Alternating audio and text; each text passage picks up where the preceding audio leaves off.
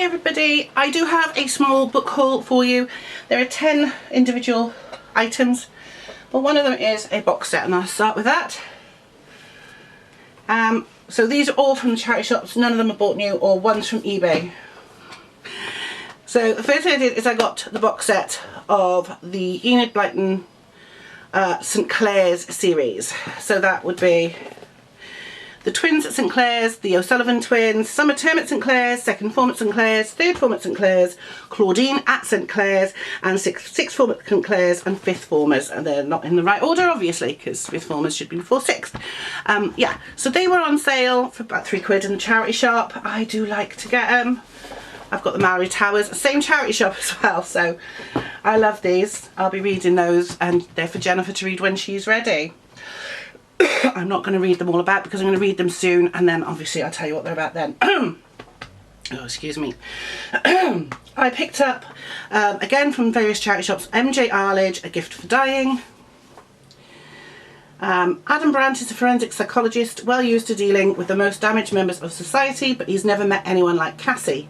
The teenager claims to have a terrible gift. With one look into your eyes, she can see when and how you will die.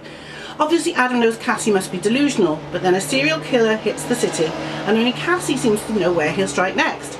Against all his intuition, Adam starts believing her.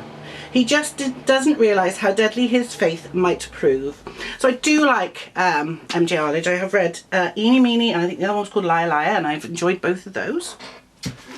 I did pick up the Twyford Code by Janice Hallett. I like Janice Hallett's books, so I saw this, I thought, yes, please. So Edith Twyford was once a world-famous children's author, but now her only legacy is the rumoured existence of the Twyford Code. A series of clues hidden in her books leading to what? No one knows, but that hasn't stopped the speculation. Steve Smith can trace nearly all the bad thing in his life back to Edith Twyford.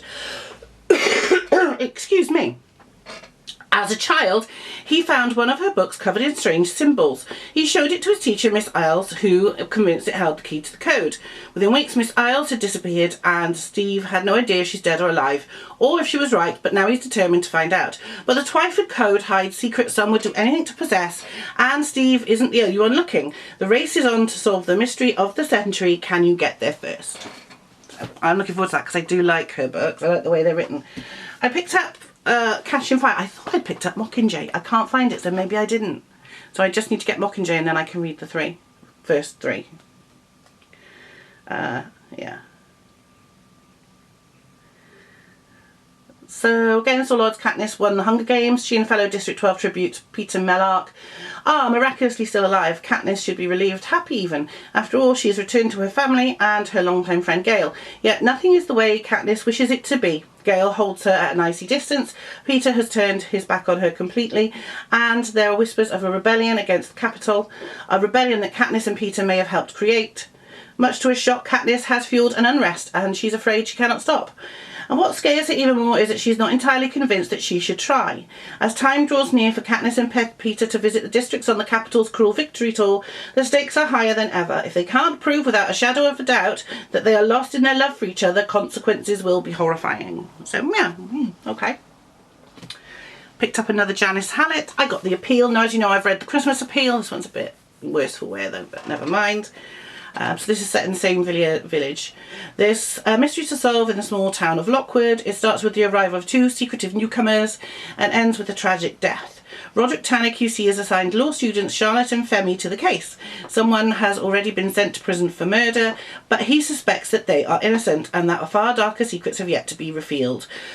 Throughout the Amateur Dramatic Society's disastrous staging of All My Sons, the shady charity appeal for a little girl's medical treatment, the murderer hid in plain sight. Will Charlotte and Femi solve the case? Will you? So yeah, I do like the way they're written with the text messages, emails, correspondences, flyers. I love that idea. I've got something called The House at Sea's End by Ellie Griffiths. When bones are unearthed at the foot of a Norfolk cliff, forensics expert Ruth Galloway and DCI Nelson are put on the case. The skeletons have lain there for decades, possibly since the war, and for all that time a hideous crime has been concealed. When a body washes up on the beach, it becomes clear that someone wants the truth of the past to stay buried and will go to any length to keep it that way. Can Ruth and Nelson uncover the truth in time to stop another murder? There you go. Sounds good. Lee Child, Never Go Back, Jack Reacher, one I haven't read. Yeah, not so keen on the cover, but yeah.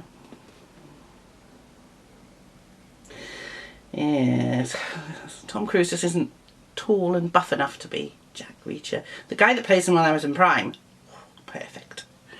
So, dropout military cop Jack Reacher has hitchhiked his way to Virginia. His destination, the closest thing to a home he ever had, the headquarters of his own unit, the 110th Military Police. Reacher has no real reason to be here except that he spoke to the new commanding officer on the phone. He liked Major Susan Turner's voice, but now he's arrived, she's disappeared, and things are getting weird. Accused of a 16-year-old homicide and co-opted back into the army, Reacher says nothing, but he's sure as hell thinking of a way out. I love a bit of Jack Reacher. I've got a few of those to read. I might have to read one soon. Michael Connelly, Desert Star. I've loved Michael Connelly for years. I love his books.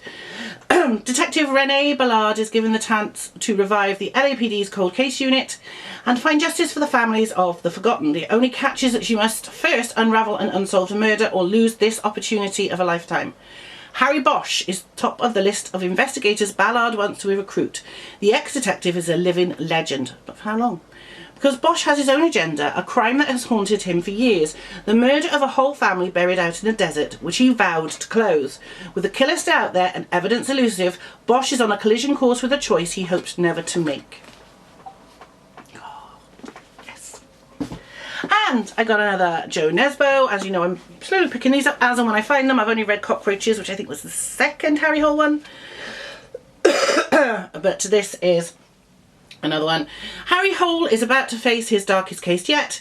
Harry's in a bad place. Rakel has left him. He's working cold cases and notorious murderer Sven Fine is back on the streets.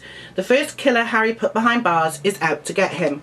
Harry is responsible for the many years Fine or whatever his name is, sorry about the pronunciation, spent in prison, but now he's free and ready to pick up where he left off. A man like Harry better wash his back. Well, he can wash it as well. When Harry wakes up with blood on his hands and no memory of what he did the night before, he knows everything is only going to get worse. Yeah, they are good as well. Excuse me, got itchy nose. The last one I got is one from eBay. Now, as you know, I collect books on Marilyn Monroe, and I also collect fictional books on Marilyn Monroe. But I also collect fictional books that contain some sort of relevance to Marilyn Monroe. This will become apparent in a moment. So this book is called Tinsel and is by William Golden, author of Marathon Man. I did not know this exists, came out in the 70s.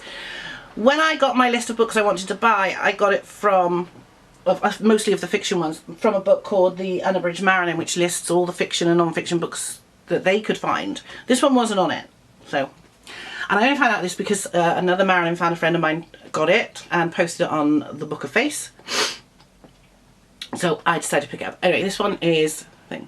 We're giving a has-been or a never was the chance to be the most sought-after thing in the world, a movie star. The word was spreading. A new movie about the last days of Marilyn Monroe was in its casting stages, a part that every two-bit starlet dreamed about and would do anything to get. Dixie was a well-preserved ex-TV star and as persistent as a late B-night movie. A late-night B movie. I can't speak today. Pig, what? A broad, busty and desperate for a piece of the action, preferably on screen. Ginger, a bisexual ex-starlet, has a quick brain, a lot of curves and twice the fun. Hollywood shyster Julian Garvey and his trainee producer's son have had to choose, and fast. When you're scouting for a superstar, the chances are that someone else will always get there first.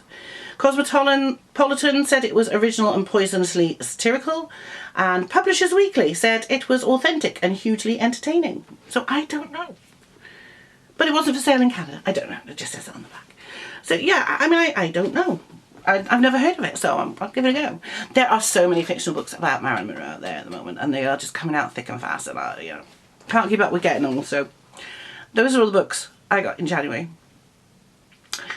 say what I'm going to get in February because Mum's back in hospital. More about that when my colouring chat. And so she's going to want me to get her books to read, which end up with me when she's read them. I was trying to get my TBR down, not get it up, and I've just added 10 to it.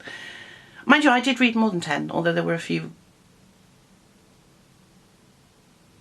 Kindle books in there. Sorry, I just was zoned out then. Anyway, I will be back very soon. I am a hopeless case when it comes to books, and I know this. I'll see you all very, very soon. Bye, everybody.